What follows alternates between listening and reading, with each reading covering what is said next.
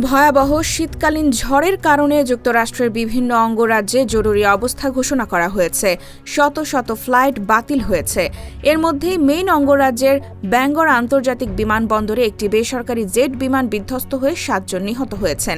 এ ঘটনায় আরও একজন গুরুতর আহত হয়েছেন। স্থানীয় সময় সোমবার রাত ৮টার দিকে বিমানটি উড্ডয়নের সময় এই দুর্ঘটনা ঘটে। ফেডারেল এভিয়েশন অ্যাডমিনিস্ট্রেশন জানিয়েছে ৮ জন আরোহী বহনকারী জেটটি অজ্ঞাত পরিস্থিতিতে বিধ্বস্ত হয়।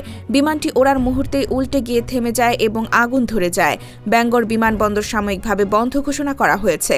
জরুরি উদ্ধারকারী দল ঘটনাস্থলে কাজ করছে। হিউস্টন ভিত্তিক একটি স্থানীয় টেলিভিশন চ্যানেল জানিয়েছে বিমানটি হিউস্টন থেকে উড্ডয়নের পর সম্ভবত জ্বালানি নেওয়ার জন্য ব্যাঙ্গরে অবতরণ করেছিল।